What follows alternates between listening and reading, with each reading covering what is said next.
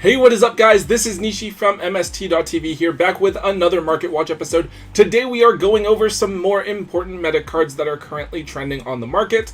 Now, meta usage is obviously a big driver of card price fluctuations, so a lot of the time paying attention to meta trends will help you with identifying cards that are soon to go up or down in price. Between big events, new cards, and a ban list, there's a lot of factors to take into account, so we're going to cut straight to it and go over some of the more notable cards here. Let's get started.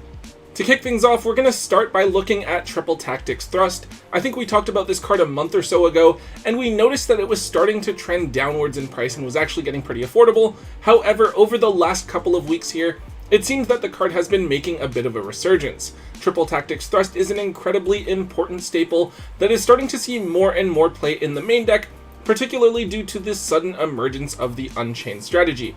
With so many monsters that activate their effects each turn, against Unchained you are basically going to be able to activate Thrust every single turn, and you can grab either Triple Tactics Talents or Change of Heart to steal an Unchained monster and link it away in order to avoid triggering its effect. Of course, you can use these cards in other matchups, and there are other things that you can search as well that are just as important. Cards like Feather Duster against Labyrinth and Traptrix, or Herald of the Abyss against Pearly. Anyways, because of this increase in usage recently, both copies of Thrust are currently up in price. The Ultimate Rare we did see down at around $80, however they are back up over the $100 mark on TCG Player. And then for the Secret Rare, that's the one that we had around $60 to $65. They're now back up to between $75 and $80. The card is incredibly important in the current format and probably isn't going to see a reprint for quite a while. It shouldn't be reprinted until the 2024 Megatins, but of course it could get that slightly early reprint in the springtime because it's such an in-demand card. Unfortunately, if you do want to play competitive Yu-Gi-Oh! This format, it's looking like this is a card you're just going to have to pay up for, since I don't really see this card declining in usage or price anytime soon.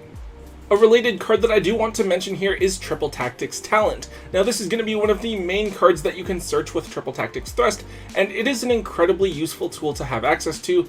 I know that before players were mostly using Talent as a way to draw 2 cards when you're low on resources. However, with the emergence of the Unchained deck, this past weekend at YCS Vancouver, I actually saw it used much more to take control of an opponent's monster. Obviously, it is a bit harder to use since your opponent has to have activated a monster effect during the main phase, but in the Unchained matchup, you should be able to force that out pretty easily. The card is still useful against other decks as well though, especially against something like Vanquish Soul, which is basically forced to play into Talents. Now, the 2 versions I want to note here are the ultra rare printings, one from Magnificent Mavens and the other from the 2022 Megatins. Each of those printings is between $16 and $18 right now, and I feel like this card might be worth paying attention to. The card did hit a low of around $10 to $12, but has been moving back and forth between $10 and $20 for the last little while. However, the card's last printing in Magnificent Mavens was about 10 months ago, and it was a somewhat difficult card to pull overall. I don't know, I feel like I've just had a lot of people asking me for this card recently, and when I tell them the price, they always seem a bit surprised since it feels like it wasn't that long ago that the card was just $10. I don't know if the card will get another random reprint. It could definitely be slotted into some sort of reprint set, but only time is going to tell. I think that at the very least, you should at least own a set for yourself to use. If you can grab them for around $14 to $15 each, maybe a set for $40, I think that's not a bad price to pay, and I think you should pick them up. One other generic staple here that is also worth making note of is Book of Eclipse. So when Book of Eclipse first showed up in the format, it was a way to disrupt Kashtira. You needed to play something that could turn off both Shangri Era and Arise Heart, and Book of Eclipse turned off both problems without targeting anything. Now, despite Kashtira mostly falling off at the end of this format here, Book of Eclipse is seeing play once again as one of the best forms of disruption available. In the current format, we are seeing a lot of decks that are heavily disrupted by Book of Moon and Book of Eclipse.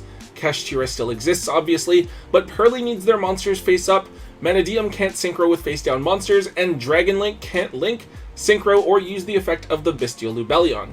Worth noting is that against Unchained, it does depend on their entire hand. You could just stop their entire turn, or a lot of the time they'll have Sharvara in hand or Shyama in the graveyard, and still be able to destroy their own cards and continue to pop off. Anyways, at YCS Vancouver, there were a ton of players on Book of Eclipse, with a lot of them choosing to max out on it in the main deck. Despite this though, Book of Eclipse remains a relatively cheap card. The card has common printings and then an ultra rare printing from Dual Devastator that are all well under $1 each, but the nicer printings are actually relatively cheap as well. Both the secret rare printings from Battles of Legend and the super rare from Astro Pack are only $2 to $3 each. This is a hugely powerful card, but it's not broken or anything insane, so I suspect that this is a card that we're going to see rotate in and out of formats over the next few years, and the secret and super rare printings are both really nice. If you can grab either for only $1.50 or $2, I would grab at least a set and maybe a few extra copies, since I feel like a card that's this strong has nowhere to go but up. Moving on to a different strategy here, we should definitely make a note of the price of Rescue Ace Hydrant. Big shout out to my buddy Daniel here who told me to pick this card up around a month ago. So in Duelist Nexus we got a couple of Rescue Ace cards that were really strong and actually were enough to push the deck to be top tier over in the OCG. However, here in the TCG the deck hasn't really done anything too crazy. With the emergence of Unchained and then even Branded Chimera, Rescue Ace isn't the dominant strategy that many thought it would be. However, we have Age of Overlord coming out next month, and with it comes the Dia Bellstar cards, and I think the expectation is that this will finally be the support needed to push Rescue Ace to be one of the best decks in the game. The deck does get a lot more consistent, and even now in the OCG the deck is really strong, so I think that the hype is definitely justified. Now, in terms of price, this card shot up around the time Duelist Nexus came out, and it was around $40, but it then dropped to a low of about $25 around a month ago. Hopefully you guys bought into the card then, because right now we are seeing this card back up at $45 per copy, and Age of Overlord is still a month away. Obviously we can't say for sure that the deck will be top tier, but that seems to be what a lot of players are speculating will be the case.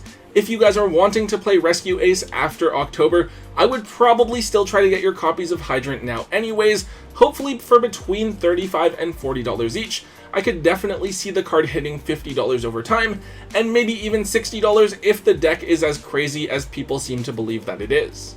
Alright, so I don't know if this was a troll pick or what, but I did see a few people looking around at copies of Nightmare Magician. Nightmare Magician itself is a pretty underwhelming monster. It can't destroy things or be destroyed by battle, but if it does battle, you take control of the opponent's monster. And then also, if another one of your monsters attacks, you get to destroy a card on the field. So being a level 7 without a way to bring itself out, I think pretty much everyone wrote this card off as being the junk secret rare of the set. However, I actually am bringing this card up because I did see a few Chimera decks choosing to run this card as a one-of.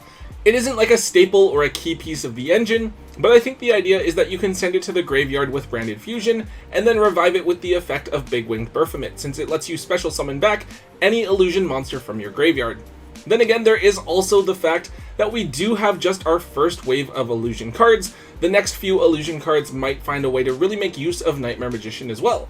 Either way, the card is still only $3 to $4 right now. It hasn't seen any hype or anything like that.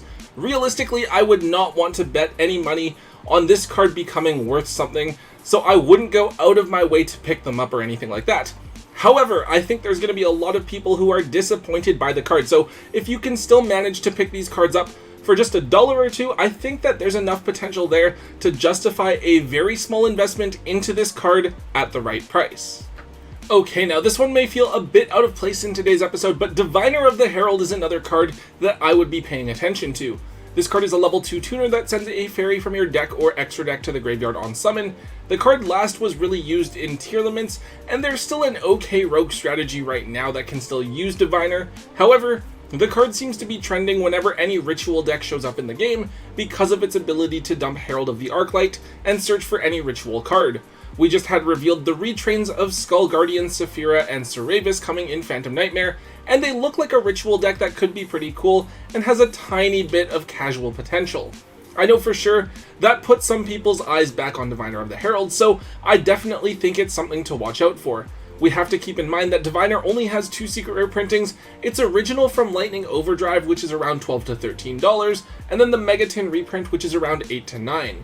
I'm a bit split on how to take this one. Now, on one hand, I could see it being reprinted in the next side set if they reveal any sort of ritual archetype again, but at the same time, I could see them not reprinting this card for a couple of years, and then all of a sudden, reprint Diviners are worth like $20 each. The card itself is really useful for any ritual deck, so if you can grab this card at around 70%, I think it's not a bad card to hold on to a few copies of because someone will probably ask you for this eventually. As always though, just be wary of how many copies you're holding on to, since an unexpected reprint will always cause the card's price to tank immediately. Alright, and finally, one last card we're looking at for today is Magispector Unicorn Kieran. So for those of you that used to play Metal Foes back in the day, you'll know how crazy of a card this is. It's a 2000 attack point body that can't be destroyed or targeted by your opponent's card effects, and it has a quick effect to bounce a card from each player's side of the field. I think that the idea with Magispectors is that this card's a level 6, right? So it falls outside of the range of Magispector scales, since they're mostly 2s and 5s, so you would have to use your normal attribute summon on this. But then you could just play a non-Magispector card as a high scale and summon this out for free, and have that free interaction every single turn. So of course, with the new Magispector support revealed for Phantom Nightmare, a lot of players are speculating that Kieran will finally come off of the ban list, since it could help Magispectors to compete, and the card admittedly wouldn't be as strong in the context of today's game. Now whether or not that actually happens, I have no idea. I've seen some of like the replays and stuff of what Magispectors can do. I personally don't think it would be a huge deal if Kieran were to come back, but maybe someone somewhere will find a way to break the card. But anyways, Kieran actually was only ever printed as a rare in Dimension of Chaos and then the Megatins. Either printing is going to cost you about $5 right now. That's a lot for a card that isn't unbanned in any format, but Magispectors are a really cute archetype that a lot of players I think remember really fondly and are probably looking forward to playing once again. If you have a band binder or some of these just lying around in your bulk, you may want to find a set for yourself to keep just in case you do decide to play the deck, but then offload the rest while there is this early hype. Okay guys, that is all for today's episode. Hopefully we do actually get that ban list soon. I think it'll happen sometime next week, since we will have had just 3 big YCS events in a row, with Sao Paulo, Vancouver, and then Mexico this upcoming weekend, so hopefully we see some interesting changes before Age of Overlord comes out. Anyways guys, if you did enjoy today's Market Watch episode, please make sure that you let me know by hitting that thumbs up button. Also make sure you leave a comment in the comment section down below. Hit that subscribe button if you haven't already, and until next time guys, don't forget to hold on to your MST.TV.